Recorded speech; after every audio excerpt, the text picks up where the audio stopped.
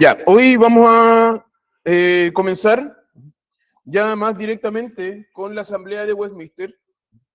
Hemos visto ya el mandato bíblico de usar confesiones.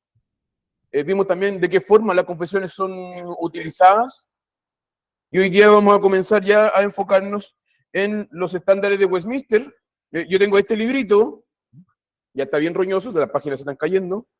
Así que luego viene también la nueva edición. Pero digamos que aquí nosotros tenemos el resumen, o por lo menos tenemos aquí 4 documentos de los que fueron escritos en la Asamblea de Westminster. Falta acá el directorio de culto y también el salterio. En la Asamblea de Westminster produjo un salterio. Vamos a hablar un poquito más de eso todavía en las próximas semanas.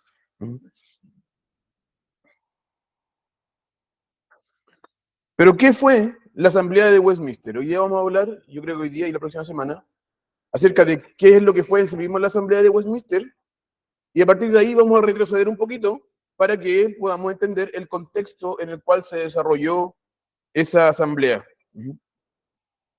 El periodo en el cual la Asamblea de Westminster se reunió ha sido llamado por un historiador que se llama Christopher Hill como un tiempo en el cual el mundo estaba de patas para arriba. El mundo estaba de patas para arriba, especialmente Inglaterra y todo el Reino Unido.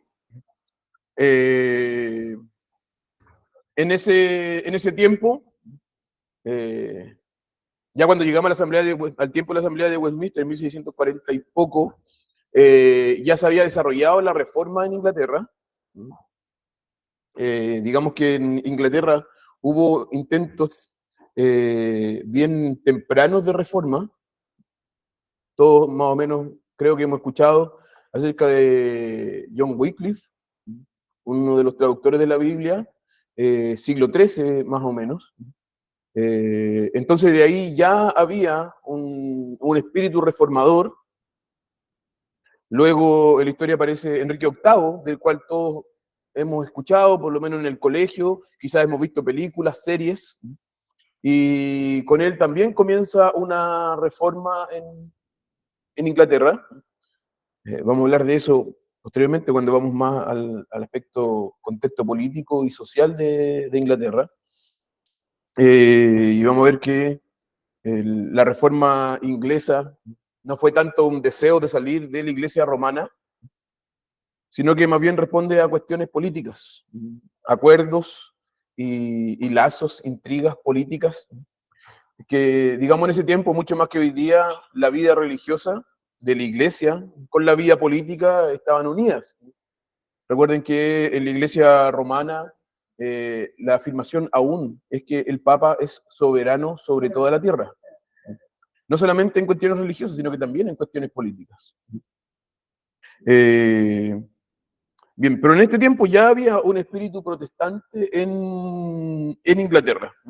Había católicos romanos, sin duda, pero se reunían en secreto.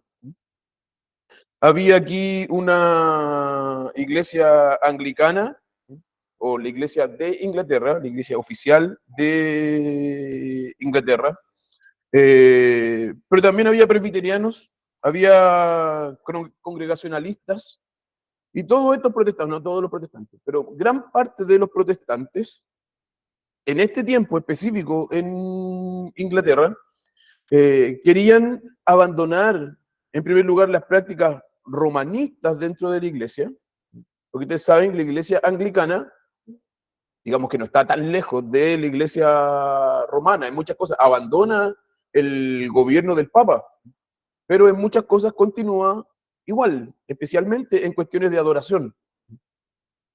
Y también había un nominalismo.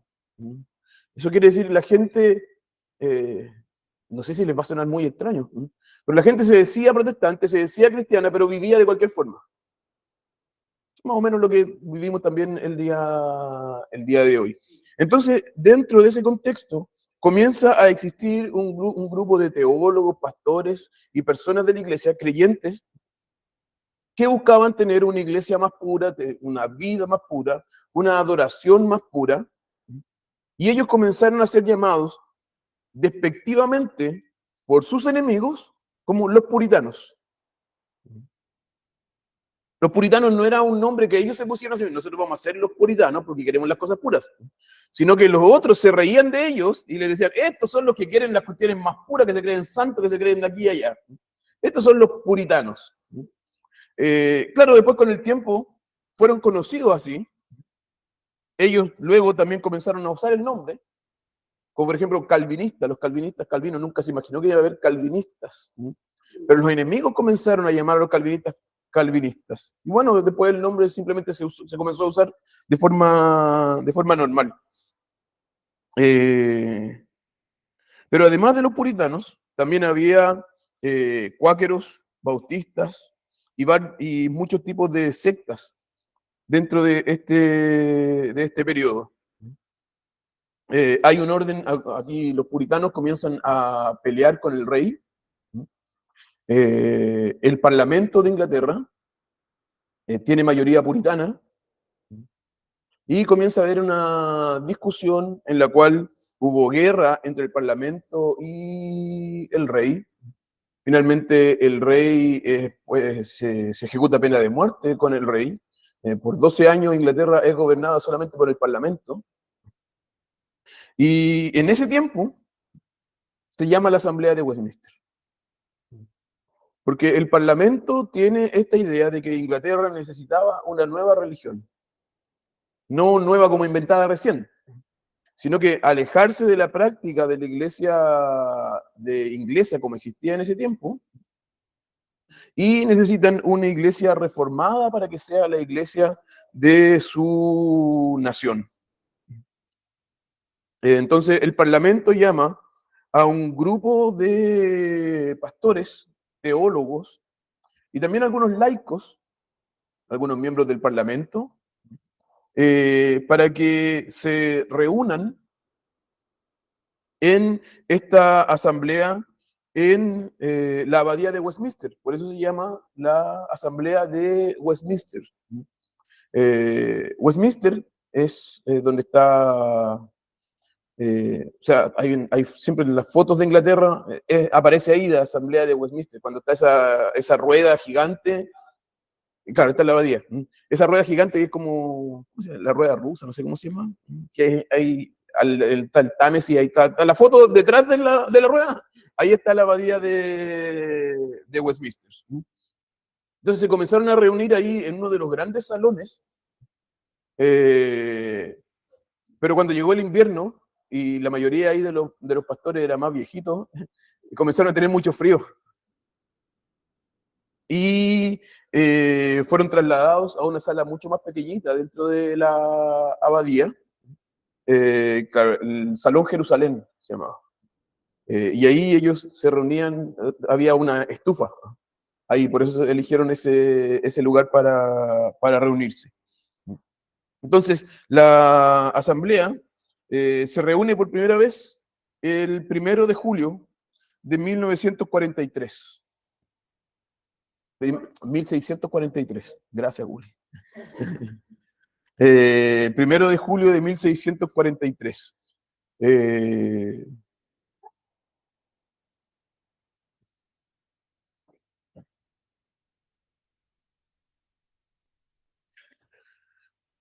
Veamos quiénes participaron de esta asamblea. ¿Quiénes eran los miembros de la asamblea? Había 121 pastores puritanos que representaban los distintos condados o digamos los distintos barrios de Londres y de Inglaterra. De hecho, la Asamblea de Westminster en su tiempo se llamaba el Concilio de Londres. Después fue conocida como la Asamblea de Westminster. Muchos de ellos eran pastores de iglesias locales, aunque también estaban ahí las grandes mentes, profesores de las universidades. La mayoría, o todos estos 121 eran puritanos. Yo les mencioné que había una pelea, por decirlo así, una discusión entre los puritanos y el rey, y aquellos que no eran los puritanos. Entonces, aunque la asamblea llamó a pastores que no eran puritanos, esos pastores consideraban una traición al rey el participar de esta asamblea. Porque de hecho, el rey, cuando la asamblea es convocada anteriormente, en 3 ocasiones, el rey dijo, no se puede reunir la asamblea. Había tensión entre el parlamento y el rey. Entonces el parlamento llamaba a la asamblea, el rey decía, no se pueden reunir. Vamos a llamar a la asamblea, el rey decía de nuevo, no se pueden reunir. Cuando finalmente el parlamento gana ya la discusión, el poder, llaman a la asamblea, llaman a los pastores que no eran puritanos y ellos dicen, no, nosotros no vamos a participar. Porque esto sería una traición a nuestro rey.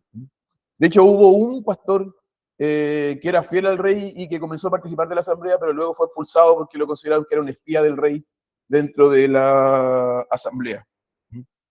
Entonces, 121 pastores ingleses, luego, en septiembre de 1643, o sea, julio,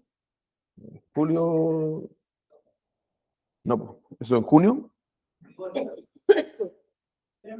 ya 3 meses, 4 meses después, llegan 6 pastores de Escocia, que en realidad no eran miembros de la asamblea, porque ellos no podían votar, pero eran miembros consultativos de la asamblea, que aunque no votaron, ejercieron gran influencia en la asamblea de Westminster. Vamos a ver luego por qué.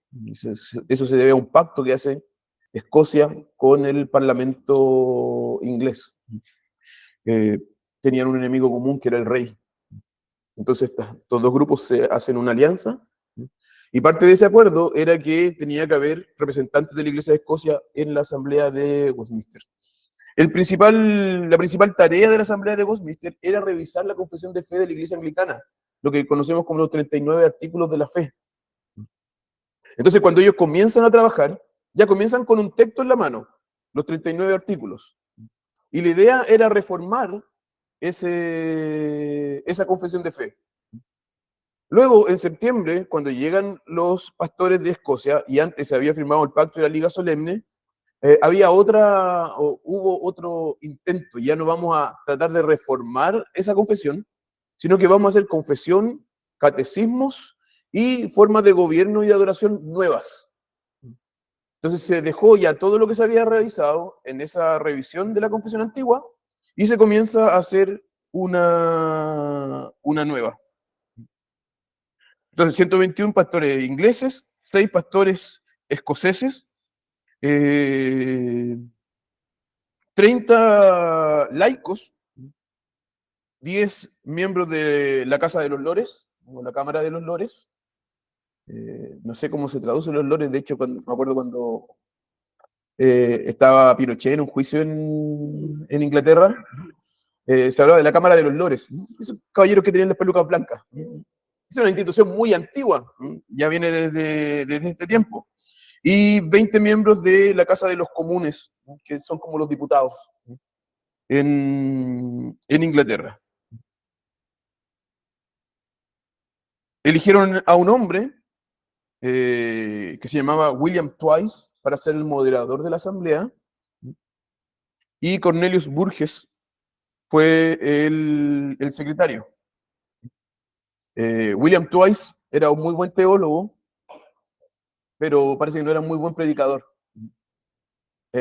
Cuando comienza a reunirse la asamblea, comienza con un culto, y dicen que a esa reunión llegaron principalmente laicos, y no muchas personas de iglesia, porque todos más o menos sabían que Twice no iba a dar un buen sermón porque él no era un buen predicador. De hecho, la gente salió pelando el sermón después de ese primer culto.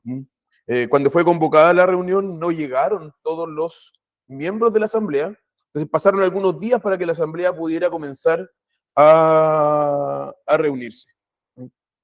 Pero sí, este hombre, William Twice, era un hombre de una reputación internacional, era un estudioso, y todos dicen que fue una buena elección para ser el moderador de la asamblea. Uno de los representantes escoceses lo describió como un hombre, un erudito, un buen hombre, amado por todos, y capaz para realizar la tarea que le fue dada.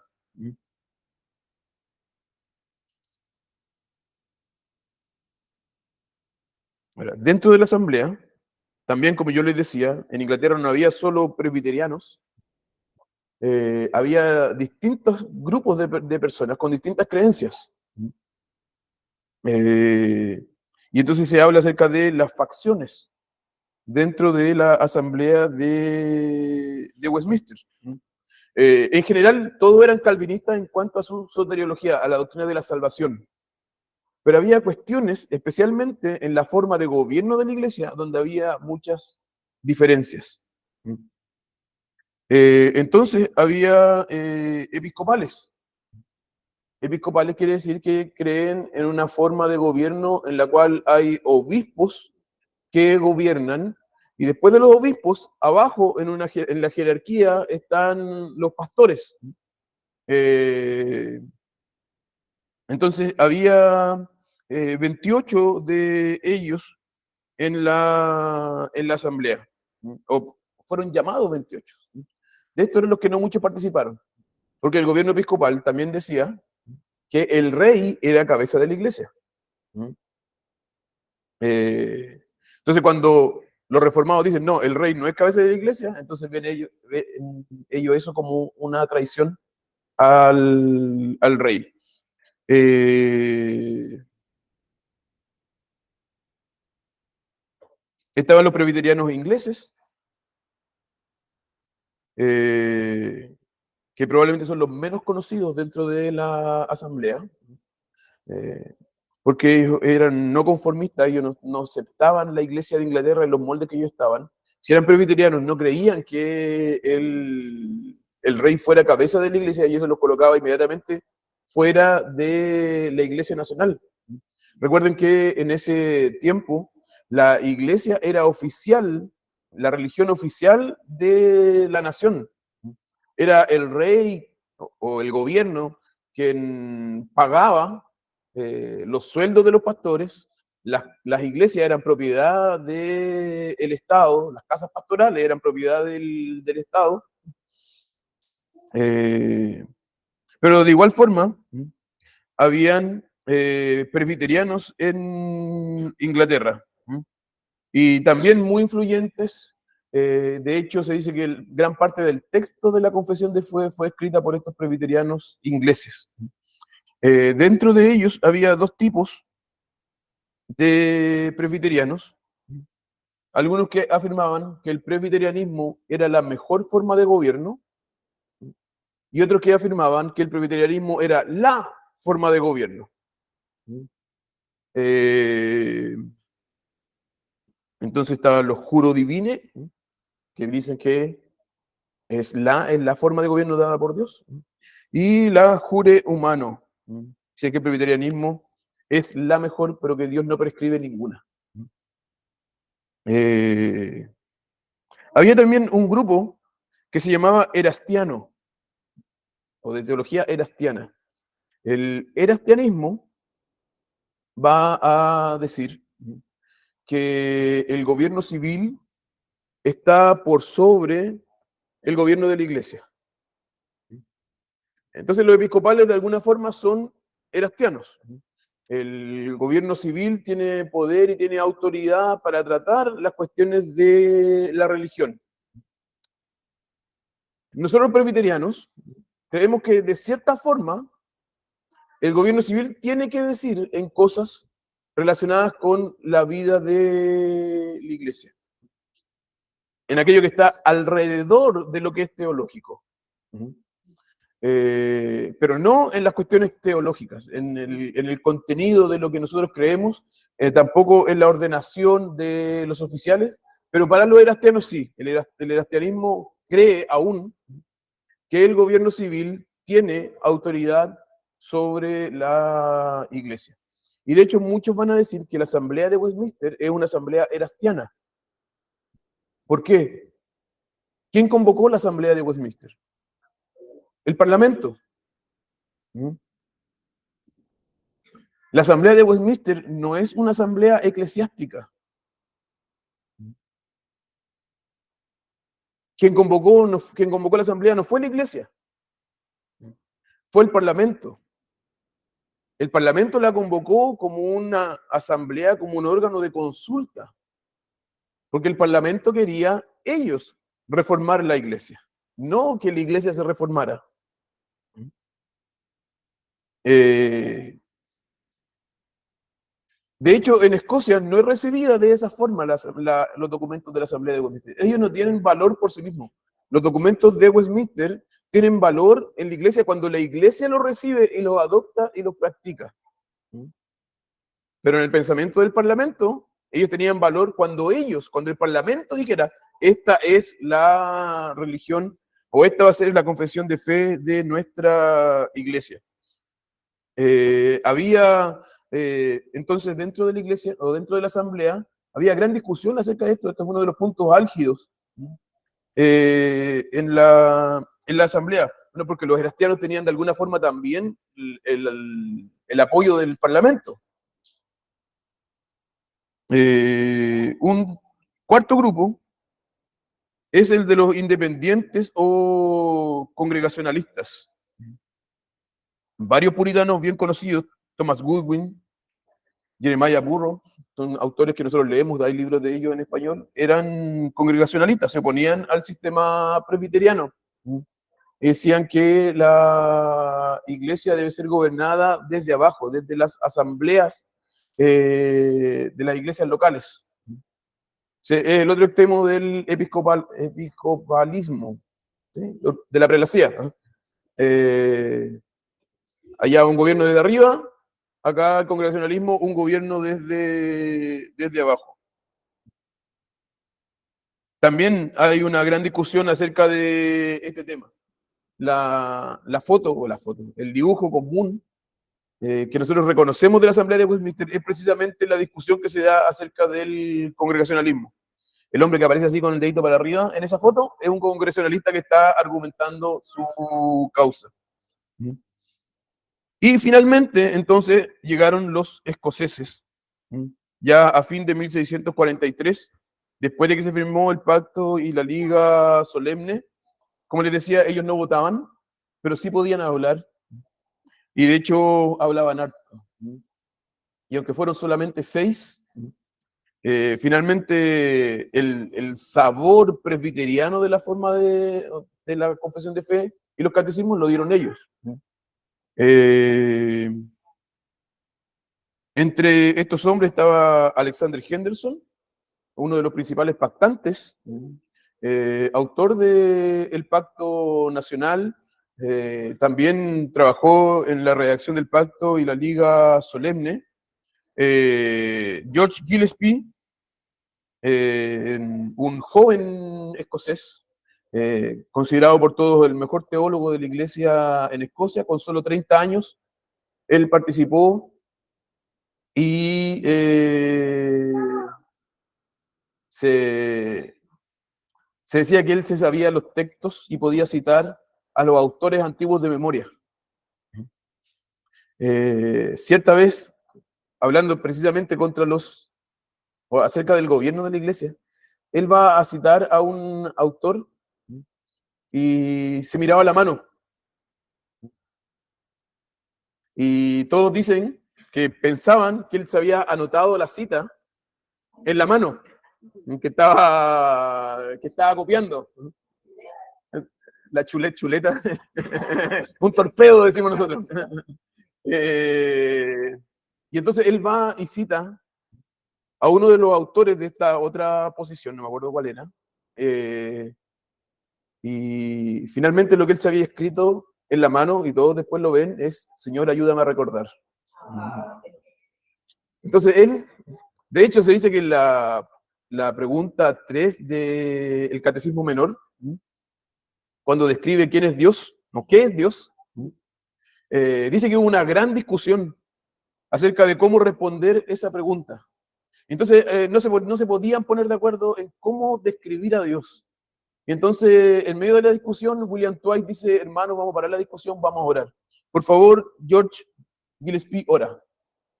Y él comienza a orar, y la forma en la cual él se refirió a Dios en esa oración quedó como la respuesta al catecismo. Ya aquí paramos, ya está listo, así vamos a describir a Dios en nuestro catecismo. También fue un hombre que murió joven. Al contrario, Robert Bailey era otro comisionado escocés, ya más viejo. Él nos hizo un gran favor porque él escribió un diario de vida, mientras se desarrollaba la asamblea. Entonces nosotros sabemos mucho, o por mucho tiempo, supimos lo que se escribió en la asamblea, cómo se discutió, por el diario y las cartas de William Bailey. Especialmente porque durante siglos se creyó que las actas de la asamblea de Westminster se habían quemado.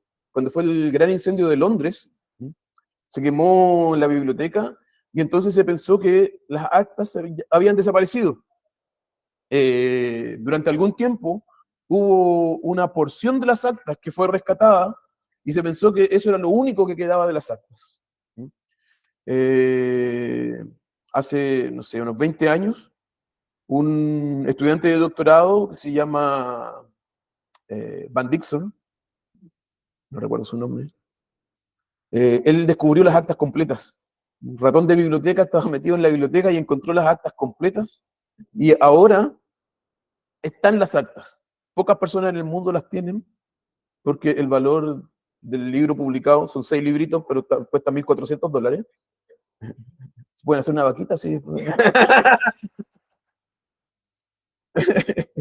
eh, entonces ya están todas las actas de la Asamblea de Westminster en esos 6 volúmenes.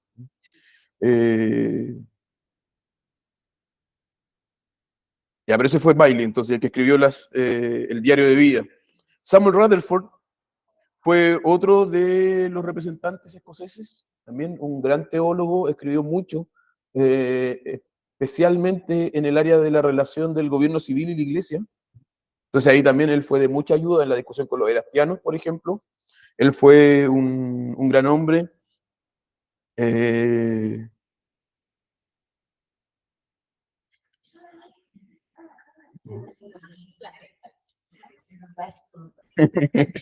Está comentando aquí toda la clase.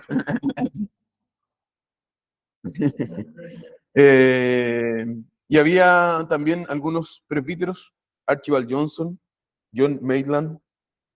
Ellos fueron los que participaron, aunque algunos fueron llamados, no participaron de la asamblea. 10:40. En la tarea de la obra de la asamblea, como decíamos, la asamblea se desarrolló en un periodo álgido políticamente, periodo de revolución dentro de la asamblea. Supongamos que aquí hubo hubo el 2019 el estallido social, y en lugar de llamar la constituyente se llama la Asamblea de Westminster, se llama la Asamblea de Teólogos. Ese fue como el contexto. Entonces, en medio de las marchas, en medio de todo eso, se estaba desarrollando la asamblea. Mataron al rey, el parlamento peleaba, todo, y ahí estaba la asamblea reuniéndose.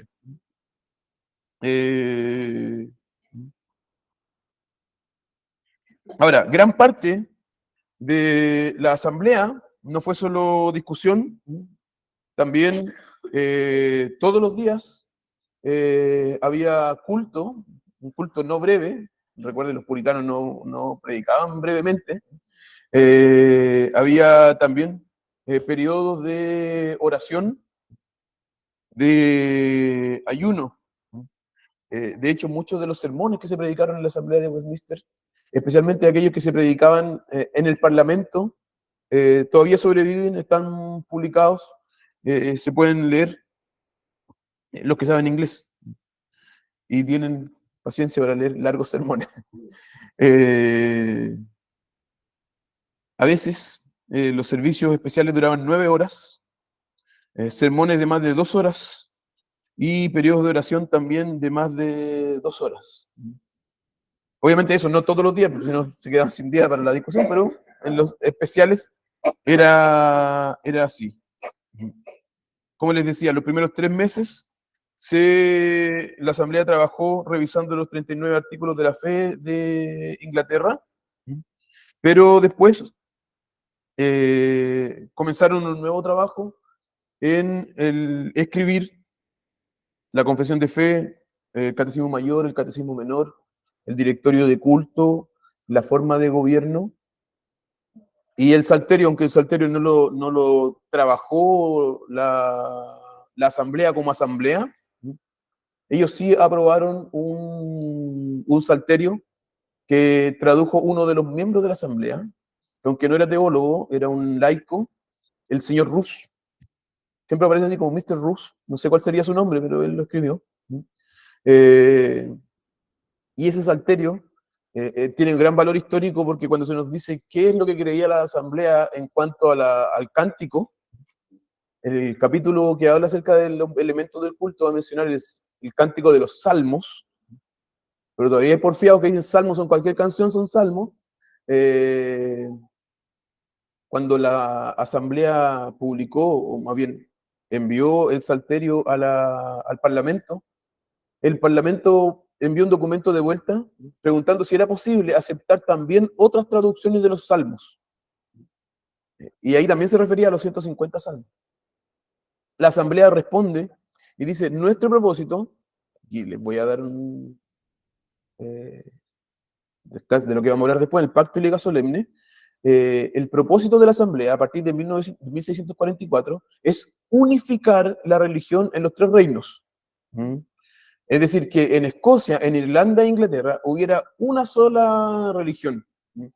En la Asamblea de Westminster, aunque había personas de distintas posiciones teológicas, el propósito es que hubiera una sola religión, una sola forma de culto en los 3 reinos. Y entonces, en eso, cuando ellos dicen, no podemos aceptar distintos salterios, sino que solamente uno, porque lo que nosotros estamos buscando es que exista una sola religión en nuestro reino. Entonces, ellos no solamente no aceptan otras canciones fuera de los salmos, sino que tampoco aceptaron otras traducciones fuera de la traducción oficial del señor Rus, que fue la traducción de la asamblea. Y entonces en esos actos nosotros también vemos cuál era la posición de la asamblea en cuanto a la salmodia.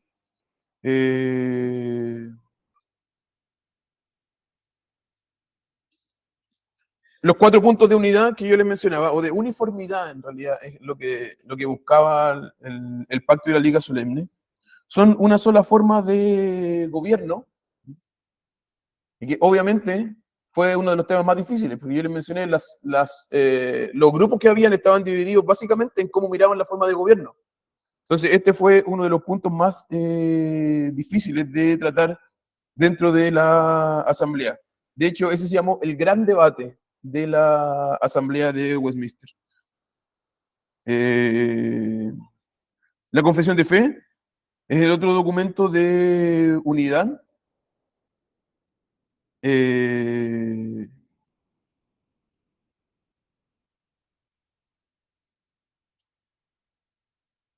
libro de gobierno, perdón, el libro de culto, ese fue de hecho el primero de los documentos que estuvo listo la asamblea, fue rápidamente escrito y lo envió al Parlamento.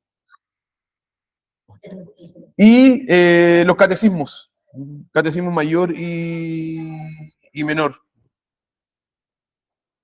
Es interesante porque también había la discusión de si iba a haber un catecismo o iban a haber 2 catecismos. Hicieron un primer intento de escribir un catecismo y decían, esto tiene mucha carne para los niños. Decía, pero tiene poca leche para los niños y mucha carne. No, tiene mucha carne para los niños tiene mucha leche para los adultos. Entonces, como que quedaba al medio, no iba a ser ni suficiente para los niños ni suficiente para los adultos. Entonces dijeron, ya, vamos a hacer un catecismo menor, que va a ser para enseñar a los niños y a los nuevos convertidos, y el catecismo mayor, que va a ser para enseñar en la iglesia. Ese es el documento que fue preparado para enseñar en la iglesia, el catecismo mayor, que de hecho es uno de los documentos menos usados hoy día. Nosotros usamos la confesión de fe en general y el catecismo menor, pero que tenía la intención de que fuera enseñado dentro de la iglesia era el catecismo mayor. El problema es que como catecismo es muy grande y nosotros parece que necesitamos más leche, tiene mucha carne. Entonces las respuestas muchas veces son muy difíciles de ser aprendidas. Cuando vamos a ver la respuesta sobre los mandamientos, es una respuesta de una plana en la respuesta del catecismo. El catecismo menor es media plana, pero igual, pero es menos. Todos estos documentos, como yo les decía, la asamblea era un órgano consultivo. Todos estos documentos eran enviados al parlamento y el parlamento los aceptaba en su forma final. De hecho, la primera versión de la confesión de fe, los teólogos hicieron la confesión de fe, dijimos, terminamos, la enviaron al parlamento, el parlamento la leyó y dijo, pero sería bueno que le colocaran los pasajes bíblicos que sustentan las afirmaciones que hace la confesión. Entonces ya, de vuelta, nombraron una comisión o varias comisiones que fueron colocándole los pasajes bíblicos a las afirmaciones que ahí se hacían. Una de las cosas maravillosas que viene en la nueva publicación de la confesión de fe es que la confesión de fe originalmente, cuando es escrita en inglés, usa el lenguaje bíblico. Entonces, las personas que conocen, por ejemplo, nosotros conocemos el lenguaje de la versión Reina Valera en general. Entonces alguien cita una frase y dice, ah, esa es la Biblia. Pero cuando nosotros leemos la confesión de fe, en esta traducción, por ejemplo, no tiene ese lenguaje que uno puede decir, ah, eso es la Biblia. Pero originalmente sí. Muchas afirmaciones eran pedacitos de la escritura que iban siendo colocadas.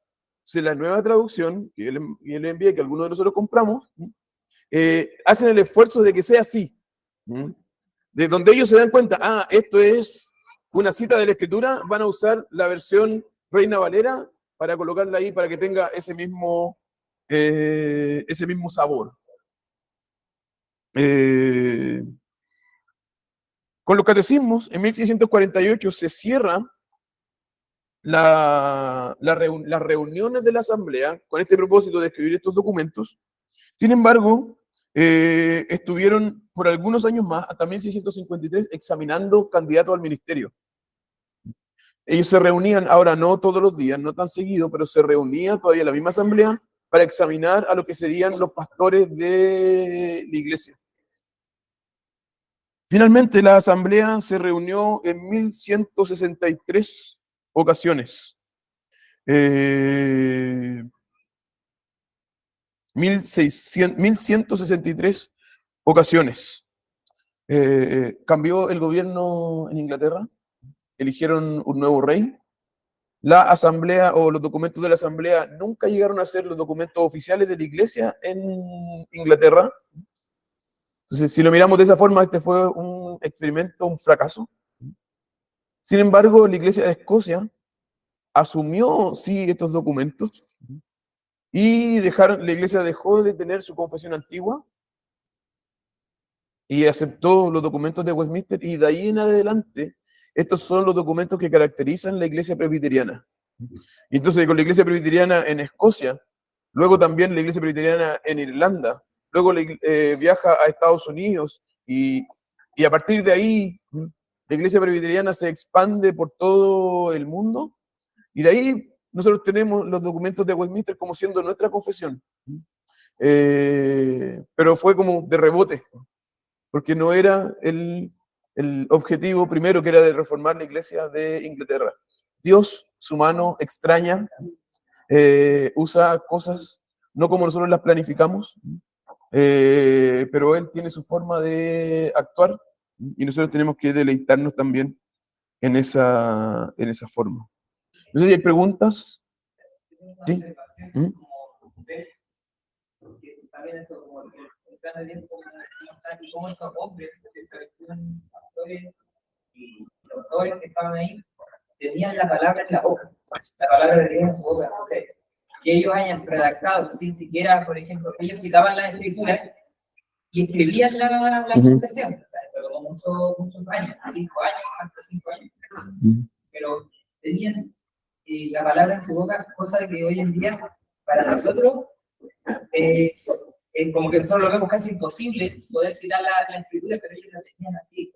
Hay que recordar que también vienen de momentos donde la escritura muchas veces iba pasando de boca en boca, había muy poca escritura para todas las personas. Si bien la reforma ayudó a eso, pero ya llevan los 100 años.